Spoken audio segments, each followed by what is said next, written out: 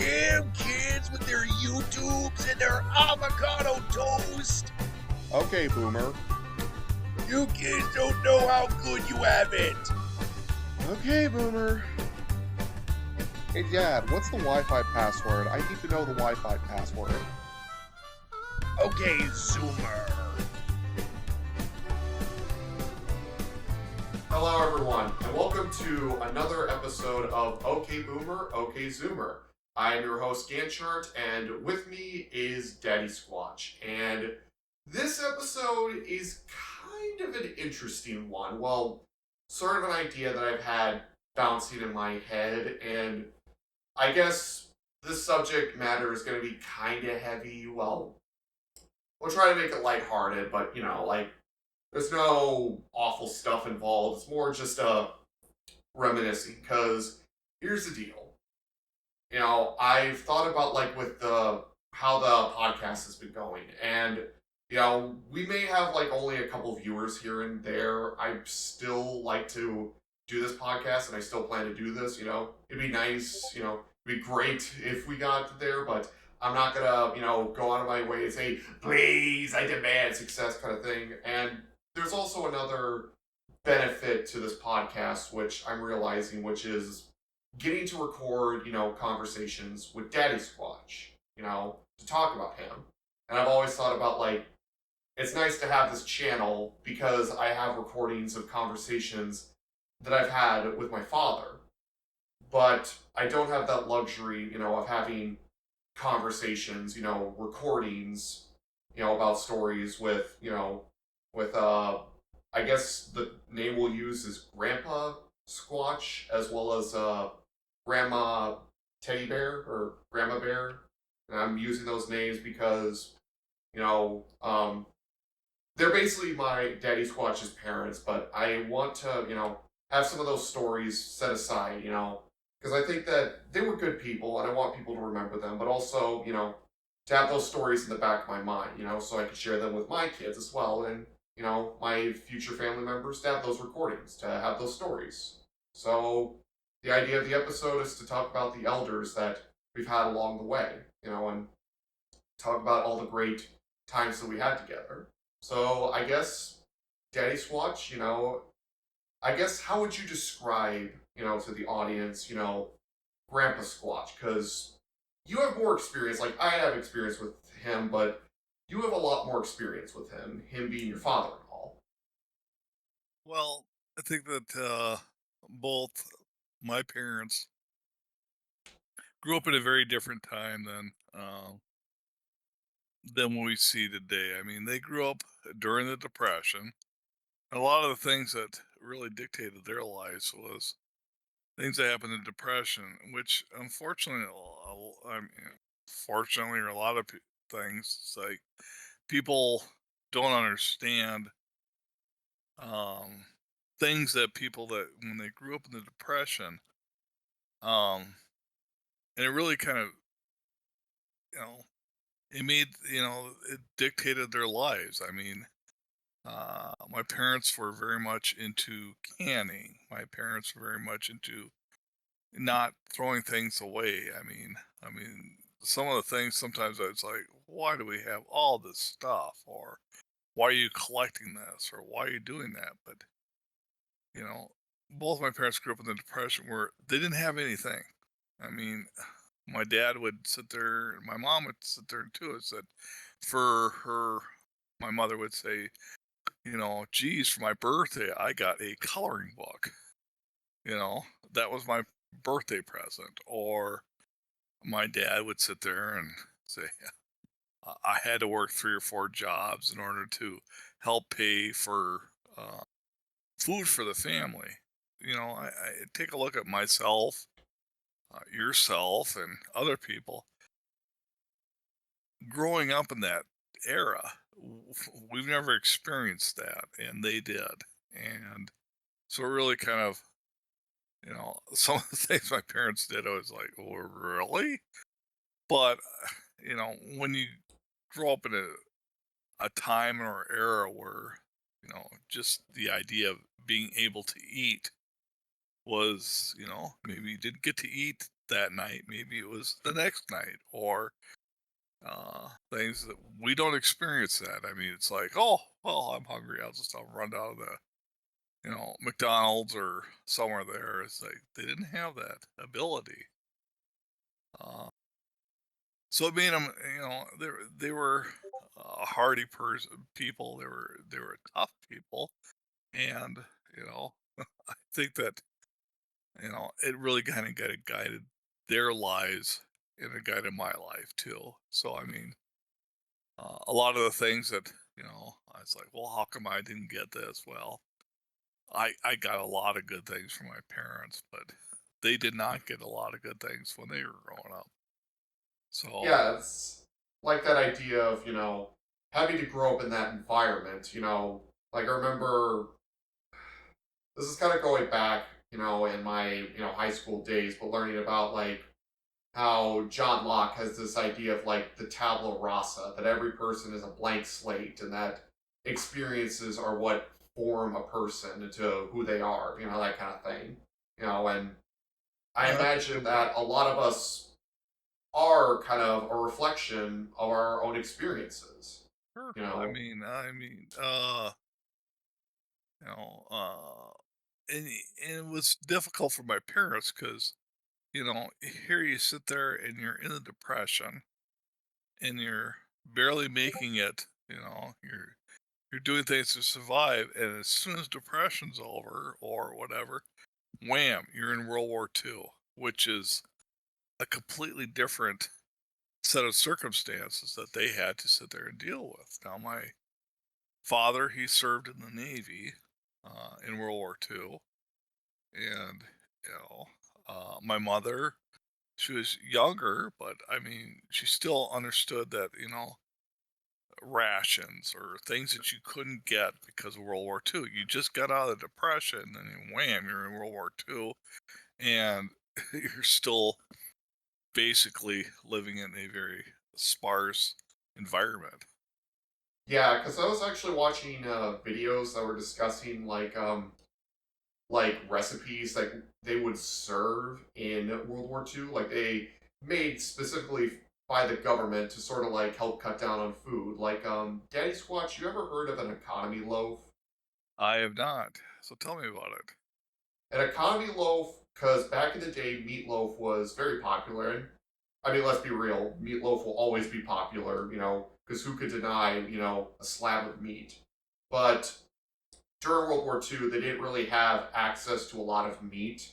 I mean, meat was rationed to all hell, was going overseas to feed the soldiers. So what they did was an economy loaf, which the idea is that you would use leftover mashed potatoes, you use veggies like peas, and then you would also use like a can of condensed tomato soup to make what was considered, as the economy loaf says, an economical version, alternative to the meatloaf.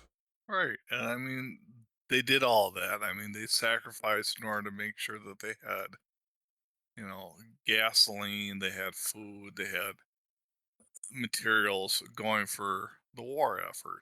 Uh, and it was a tough time, but they also knew that they had to do things to make sure that the soldiers overseas that were fighting us had the food, the rations, and all that in order to you know uh, fight on the war.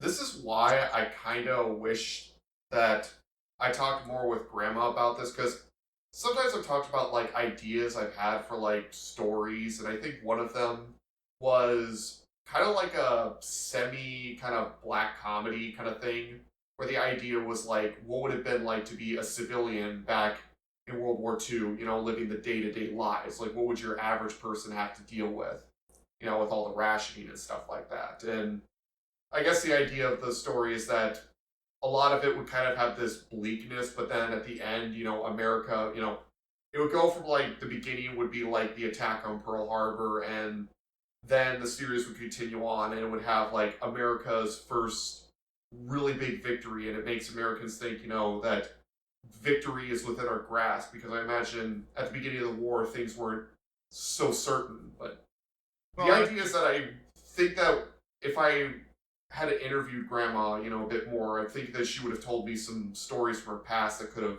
helped me formulate a story like that. Well, I know my mother had a deep fear of the Japanese, and because of what happened in Pearl Harbor, and and just how that the war up until about 1942 or 1943 uh, wasn't going good for the United States. The United States at that time wasn't prepared for warfare. We had poor weapons. We had poor logistics. Uh, we're an isolation nation that we're not going to get involved in the war. Because of that, we really didn't invest in our weapons, and we had pretty much old stuff. So when we got thrust into the war in World War II, it took us a while to kind of switch the economy from into something that was building uh, weapons and supplies to take on. But the one thing about the United States versus Japan, Germany, all those countries too, is that the United States really had that ability to be isolated from the war. We were in the war, but we weren't in the war, such that, our soldiers, troops, whatever, were fighting in the wars. But the homeland, the United States itself, was not being attacked or being bombed or whatever. So we could sit there and develop uh, you know, the manufacturing, the infrastructure, and ever to build weapons to fight the wars. So it was very different from Germany, very different from Japan, because both those countries, probably by 1943, 44, were being attacked by, bombing raids or whatever, and they were uh, their ability to make weapons or support their troops was being less and less, and where the United States was pretty much isolated from that uh, type of thing. We were able to build, quite the weapons during World War II. I mean, like, did Grandma ever tell any stories about what it was like to live during World War II? Oh, Or Grandpa even, or did they kind of just like well, kind of Grandpa, keep to themselves? he was he was in the Navy, World War II. Now, but he was in the Navy late in World War II, and then past World War II and stuff. Yeah, He he was was sta- stationed in Pearl Harbor. he was stationed in Pearl Harbor later, but he was initially, when he joined the Navy, he was 17. Uh, he was in the Navy. He worked on basically aircraft. I mean, so my dad sits there and tells me stories about, his 17-year-old kid, and he would sit there and start up World War II fighters, the F4U Corsair, and he would start those up. And he started out up in Minneapolis at the Naval Air Station up there, and then he was at Jacksonville down in Florida, and then he went out to the Pacific. But during that time, he would sit there and he would start up planes, he would maintenance planes such that, the pilots were ready to go. And he said, here I'm a 17-year-old kid starting up a $40,000 piece of equipment. Now, that at the time, that's what the Corsair was worth. And today, at each one of those damn planes, if you can find one, it's between $1 million to $2 million for that aircraft. But he'd start them up and he'd get them running, and then once they were all ready to go, he'd get out of it, and the pilot would take over, and the pilot would take the plane and fly it. But my dad would tell me one time, this is up in Minnesota, is that, as a young guy, he sit there and you're up in Minnesota in the wintertime. You're starting up a plane and it's snowing out, it's frozen, it's ice all over the place.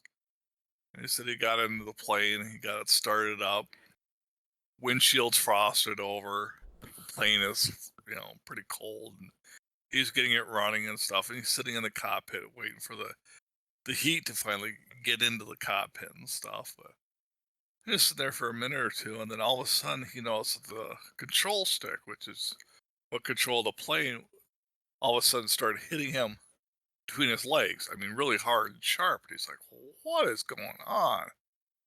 So he opened up the cockpit windshield to take a look what was going on.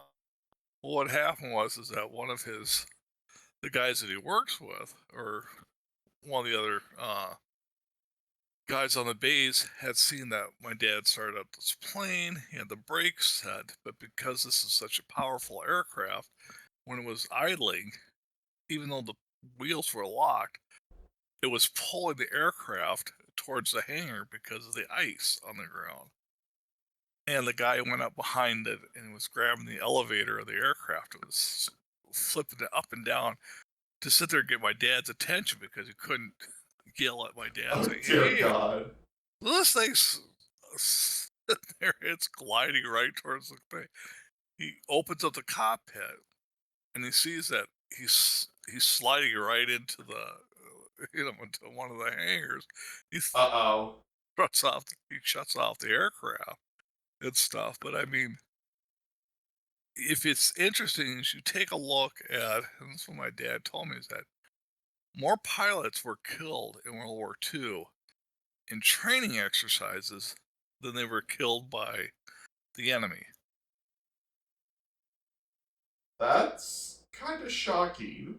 It's shocking, but that's the way it is. That you're learning how to fly these high performance aircraft, and they didn't have very long training things, so they get it in the plane.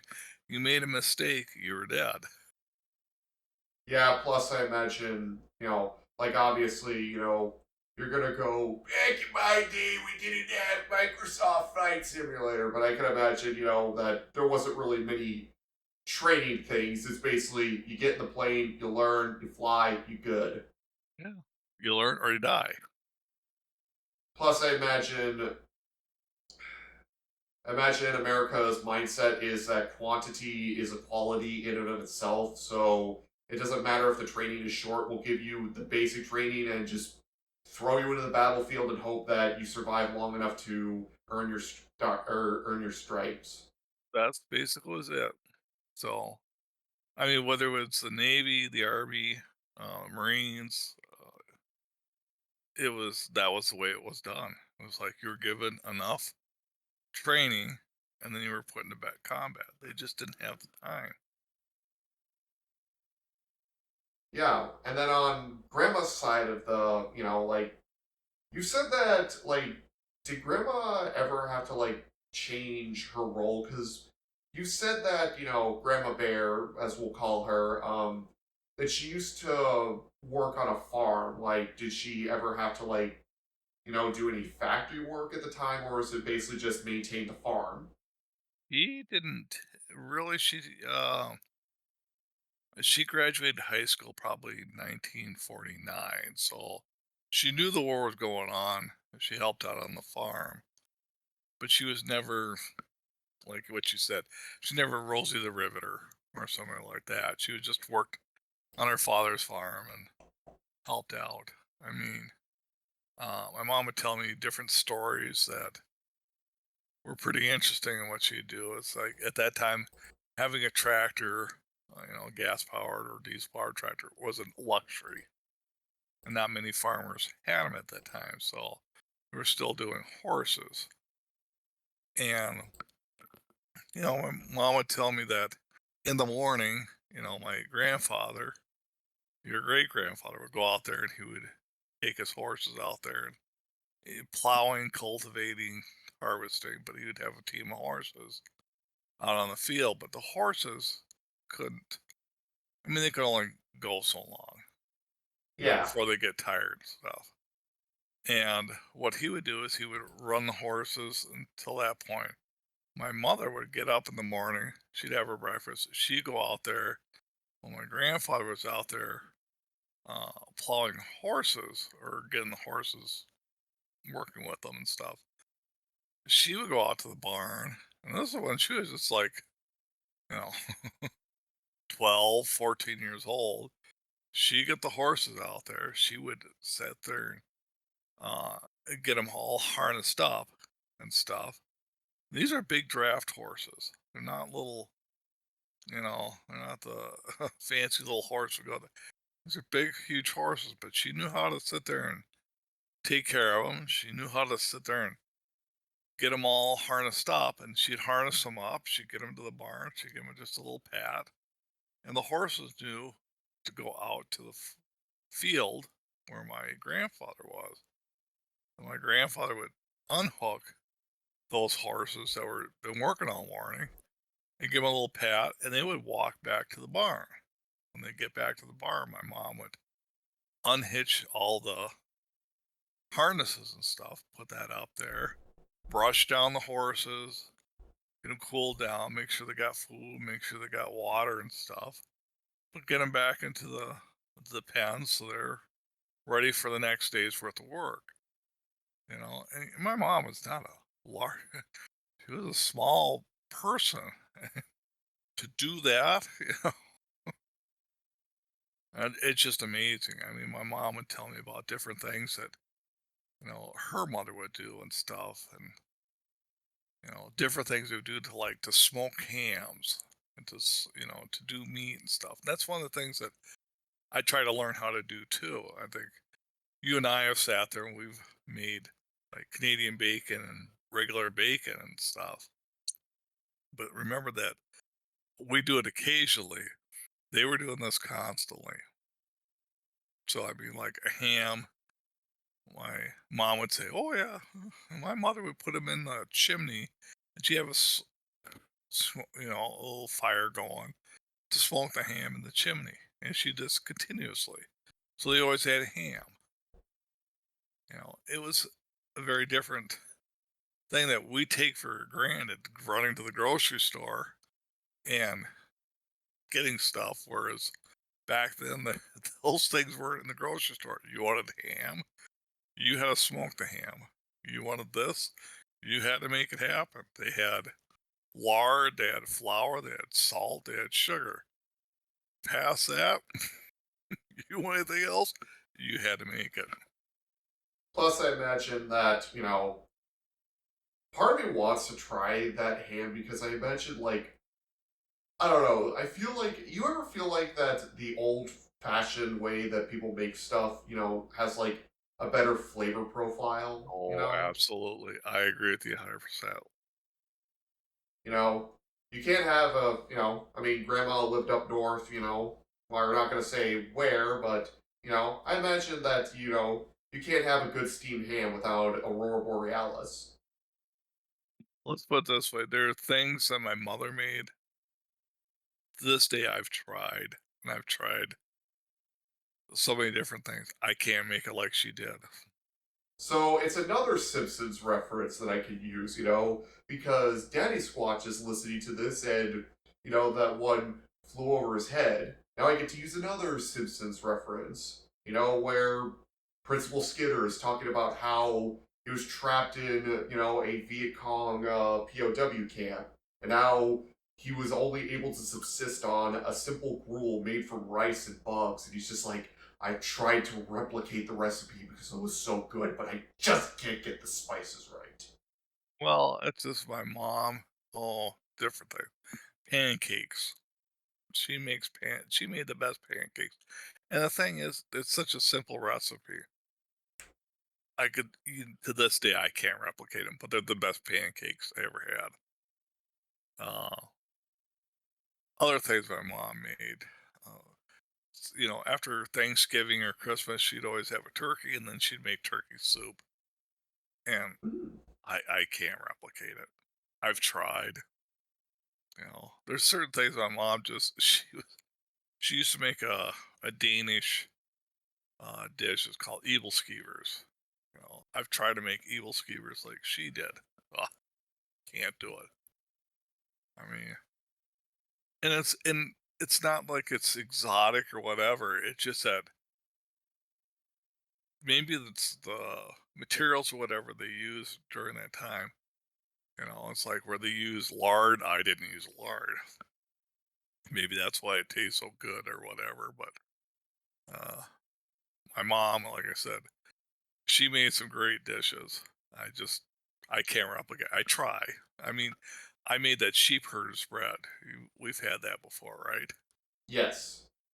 And uh, I'm close, about 90% the way there, but I can't do it my way my mom made it.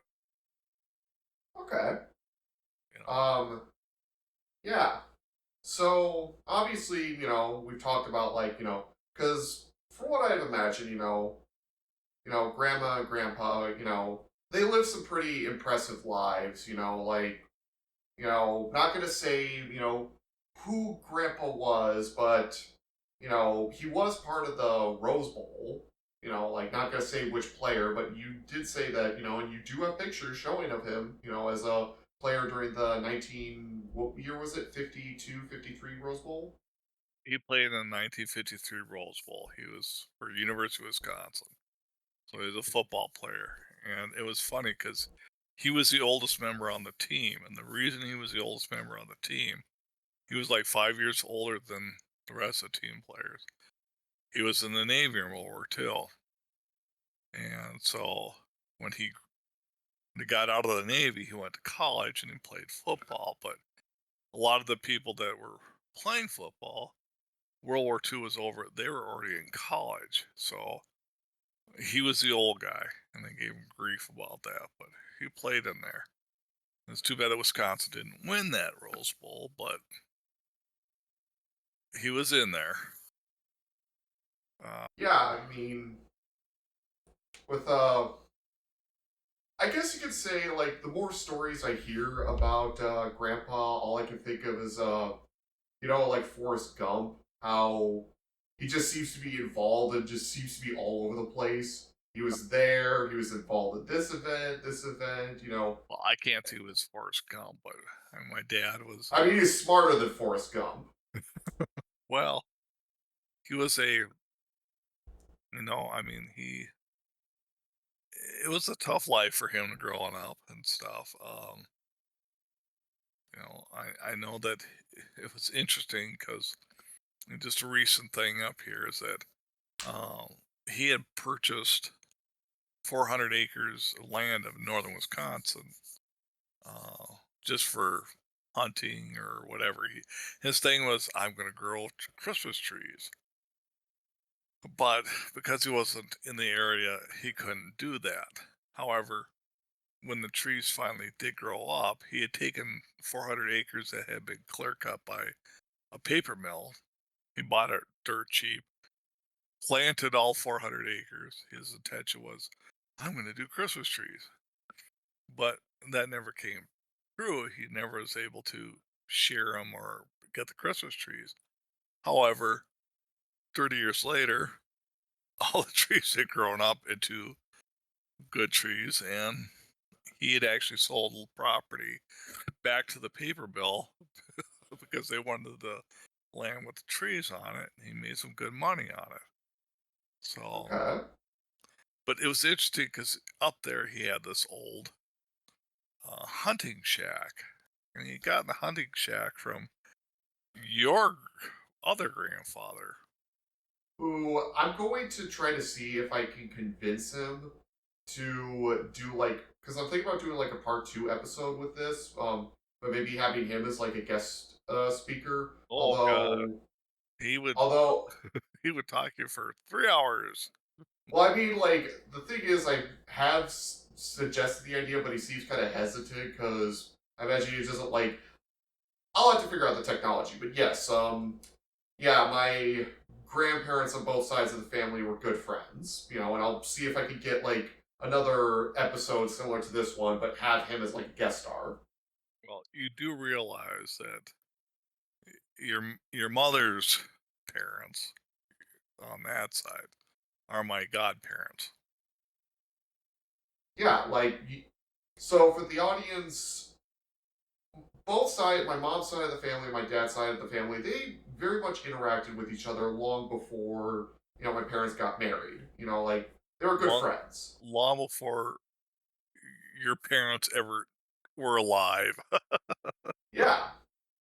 So yeah, and I mean, to tell you the truth, if you're to do we to do an episode of what they did back then, that'd be hilarious because there's quite the stories of what they did and I'll things make like. sure to do a part two. So sorry, I didn't mean to interrupt the story. No, but I mean, Um, you do realize that my mother, your grandmother, on there had met John F. Kennedy.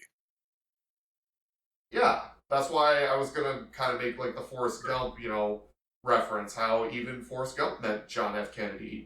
Like Yeah, but you got. John F. Kennedy was hitting on my mother, Oh yeah, I forgot that bit. which, yes, he was quite the interesting character. My mother was just, she didn't take it up, and she loved it. She was like, "Ooh, well, all right. I ain't gonna do anything, but it's all right." Yeah. Yeah, my mother was quite the lady. Uh, Sorry, I didn't mean to interrupt you about the story of that your grandpa, or sorry, my grandpa, your dad owned the hunting shack. on a hunting shack. So it's interesting because on the hunting shack was an old. It was a. It was a basically it was what they called a. They used to prefab these houses for workers that came up and picked pickles.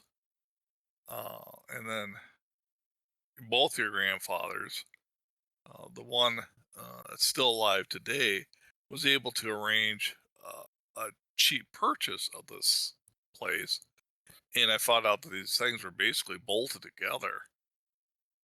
And so my dad bought this from the company that owned it and took it to northern Wisconsin, set it all up. They bolted it back together, and they had a basically as a hunting cabin.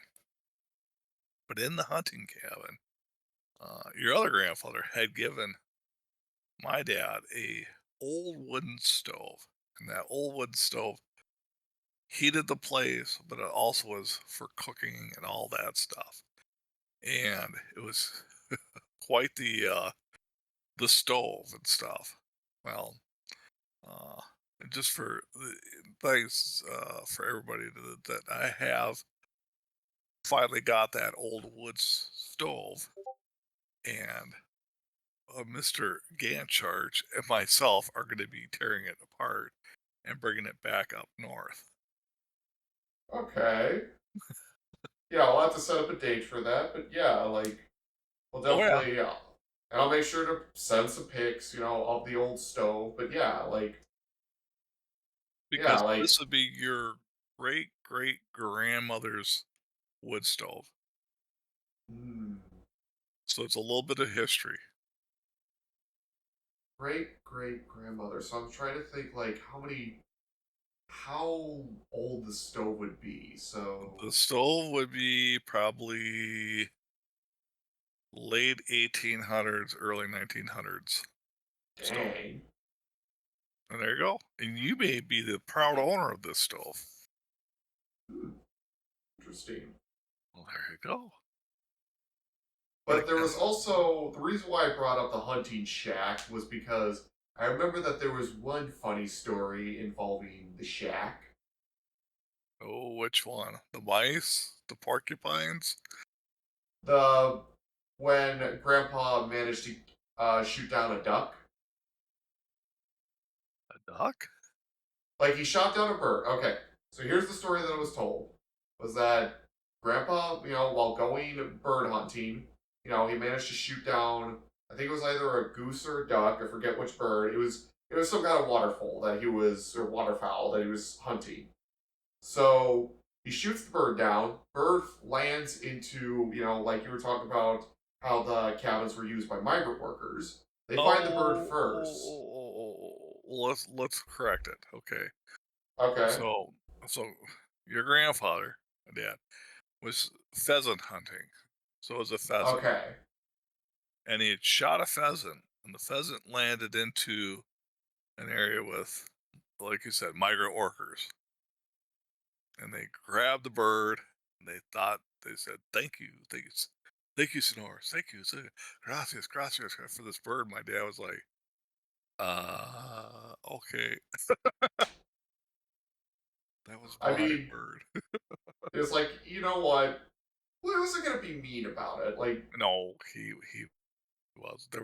He was hilarious. In fact, the shotgun he did that with, I recently have that so that, if you want to go out and shoot him bird hunting, you can use his original shotgun for that. so yeah, like, because yeah, there was a lot of crazy stories, and I imagine, like Grandpa would do a lot of hunting, and Grandma, would do a lot of different like cooking and different recipes, like and Well, you would talk about like how the different recipes, that she had. well, my remember my grandma was your grandmother, my mom. Uh, and both were graduates from University of Wisconsin, Madison. So they both had their bachelor's degrees and stuff like that, which was for my dad, that's one thing. For my mother, that was very unique at the time because not many women had bachelor's degrees, especially from a top university. In fact, my mother Ooh. went to, she was in a sorority and she did the whole college thing. She was, you know, set up on that. And I mean, she did. Initially, she was a teacher Hmm. and did a very good job of teaching. But the along came kids. you know, she decided to be a stay-at-home mother. Especially with seven of us. Yeah, I know. Like, I know it's then it's kind of that question of like how do I do this kind of thing? Because I imagine raising kids can't be easy. It's like my first two kids were really easy. Then I had that third one, and oh, Oh, piss off! Piss off! oh, I I was you like any of us were easy. Mister, I had to work late in the night, so I could afford a house, for my daughter, for our family. that's right. Three jobs, working late at night.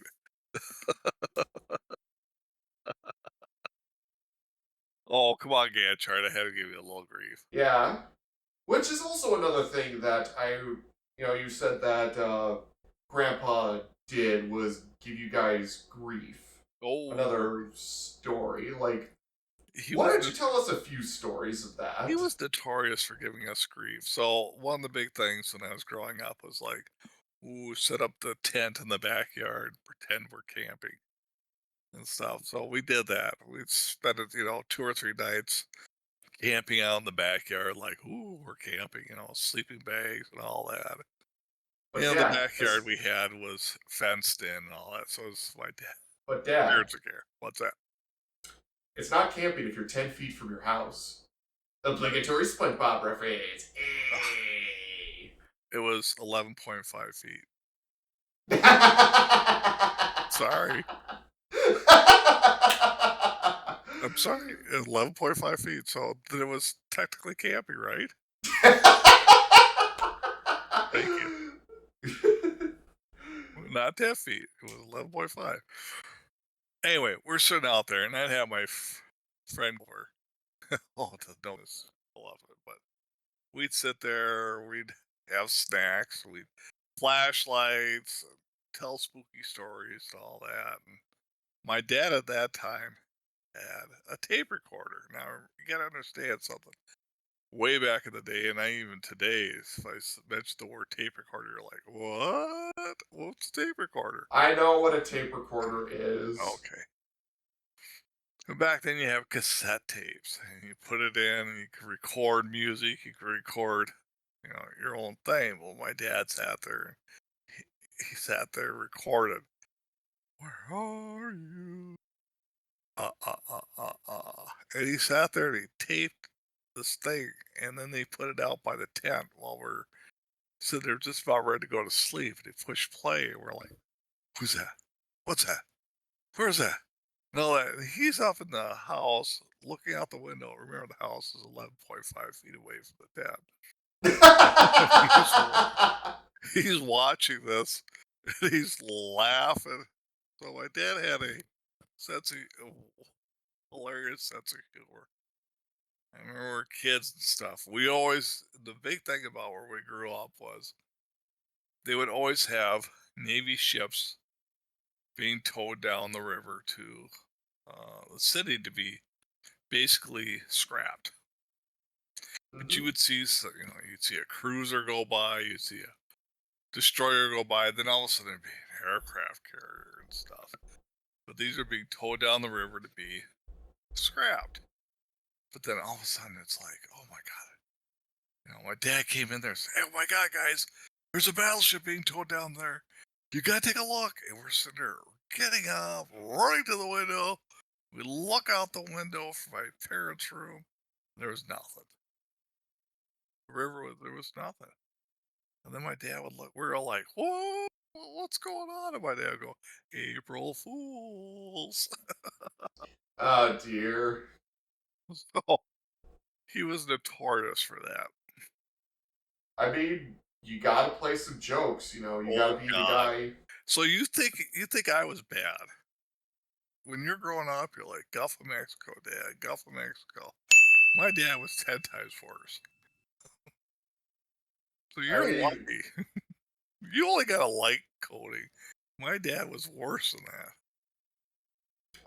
all I did was just learn to give other people grief. I guess I'm continuing the family tradition by telling just, whenever there's a lull time at work, pull out my book of puns and just tell really bad puns to my coworkers. Puns that would make their eyes roll out of their heads. Those Oh, kind of puns. well, that's the way my dad was.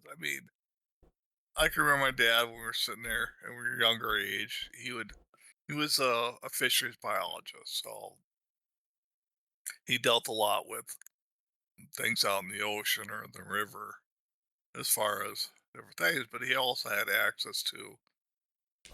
He'd always take us fishing, So he had a particular boat. He'd take myself, my brother, my two brothers, and he'd take us out in the ocean to go fishing. We're gonna get some salmon, or we're gonna get some other fish and stuff. Well, I don't know. Fishing out in the ocean, no offense, especially if you have a smaller boat, it's not a fun ordeal because the swells out there and fishing out in the ocean, it was pretty drastic to get out the ocean to fish and then come back. It's not like sitting on the side of a lake and casting a rod. You have to go across this nasty bar, which is, horrible swells and stuff that you'd slam through. And then you get out in the ocean, you'd be in between 10 and 15-foot swells popping you up like a cork in a thing. And then hopefully you get some fish. And then you have to run back into the river and stuff. And the boat he had was not what I consider the best boat to go out fishing. And sometimes it was pretty dangerous. I hate to say this. I look at it today. Back then, I didn't think too much about it. But today, I would never take my kids out the ocean. It was too dangerous to do that. But he's like, you'll live it. What's We the did. matter, city boy? You've never catch a shark before? This ain't gonna be like catching old blue Tommy Cat, with the gills. Gotta be quick. Gotta be smart. Where's that from? Jaws. Okay. Hey, Quint. So it was very difficult out there and stuff. My dad takes us out fishing, or his other big passion was his biology station, was by the river, and occasionally he'd get pallets that would wash up on the beach, from these ocean liners. They're big, huge pallets and stuff, but he wanted the wood off from them. So every Saturday morning, okay, guys, get up. We're going to get some pallets. We're like, what? So he get my, myself, my two brothers, and he had these pallets, and he'd tear them apart. We'd have to carry these wood-soaked, sandy-covered pieces of wood down the beach, and then it was horrible because he was sitting there tearing apart. We'd have to carry these planks down and then put them up on the thing, and then carry them to the area he wanted. And we're covered. I mean, we were soaked with cold water, salty water, sand. I mean, we're just, it was a miserable thing. And we get all done with that, and he'd say, okay, and he'd take us, he'd go back to home, and he's like, I'll stop at the local dairy maid at that time. And dairy maid would be equivalent to like McDonald's. Dairy maid was like a different name on Dairy Queen, but they would serve hamburgers, different food and stuff like that. But we didn't have a McDonald's in the town I grew up in. But he'd get this and he'd say, okay, guys, I'm going to get you a burrito. And these be deep fat fried burritos. And of course, we couldn't get them anywhere else. These were like, oh, this is great. I think they cost like, at the time, 50 cents. So my dad sit there, buy 3 or 4 of them for us. And we'd sit there and, no, this is so good. How much would that be in today's money? Oh, probably $2 or $3. You They, know, I'd like a burrito like that. I'll have to oh, make some deep fried burritos oh, myself. I'll tell you what. Next time you're down here, I'll make a deep fat fried burrito. They're Ooh. really good. There's a few foods that I'm gonna try. Like obviously, I have to consider health and all that, but there's a few foods that I want to try, like deep fried, like deep fried hot dogs. That sounds pretty good. Ew. Okay. Hey, I heard they're good. Oh, I mean, imagine. I'm sure they are. Like a Yeah, corn dog, I'd say, well, that's how you get a corn dog, deep fat fried. So, yeah. well, you know what I you're mean, getting next weekend? but Oh, you're getting Her Royal Highness. yeah, She's yeah. right But I have here. to. I'm gonna have to. Yeah, for those of you who don't know, my parents have a cat, and yeah, they're gonna go to Ireland soon, so they're basically tasking me with babysitting her. Well, I don't know about babysitting. She was supposed to be your kitty cat. All right, well, Your I'll baby. make sure. Yes, which also, nice segue. Also segues to another fun story regarding, you know, Grandpa and cats. Because Grandpa had a few barn cats, would you say? Oh, he had a lot of bark cats. He loved bark cats. Was Yeah, it? like, He had one barn cat. At his farm and stuff. People would stop. They would drive down the bottom of the hill. They would stop their car, open the door, and next thing you know, there was a cat. They close the door and then take off. So people would sit there. If they didn't want a cat, they'd drop off the cat at my dad's farm. Mainly because they're like, well, we don't want to kill it, but Kitty will be just fine here. My dad's like, why don't we want another cat? At some points, he'd have 10 to 15 barred cats, but he fed them a little bit. He didn't feed them much.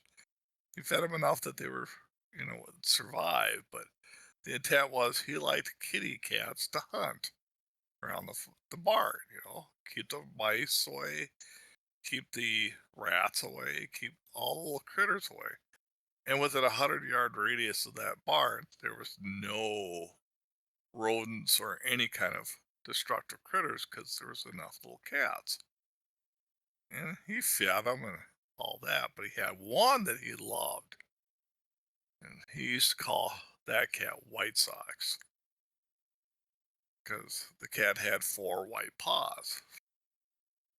Well, I got in the car one day and I started it up and I heard this bing, bing, bing, bing, bing, bing, bing, bing, bing, bing, bing, bing. I'm like, what the hell? I turn off the car and I looked. Well, White Sox had crawled up into the engine compartment of my Oh car no. and Oh. had gotten beat by the fan. And I called my dad. I said, "We got to put the cat down." And my dad's like, Oh no. my dad gently got White Sox out of the engine. This poor cat had just been beat. I mean, I just looked at it. I was like, oh, my dad sat there, put the cat to the garage, got it in a special thing, and he sat there and he fed it and made sure it had water. And he took care of it for like a couple weeks. The next thing you know, the cat's fine Oh and my healed up. god. And that cat was his buddy for the next year or two until I was crossing the road and got hit by a semi. Oh come on. Like I thought this was gonna be like the story of like the cat being indestructible. You know, like this would. I thought this point of the story was that this was gonna be the Rasputin of cats. That nothing on this No, planet could take this cat out. You know. no, it's not the Rasputin of cats. But that was the bad thing about it is that my parents' farm was like the barn was on one side, the house on the other. And unfortunately, those poor cats, they would sit there and eventually they would die, because they crossed the road. Oh.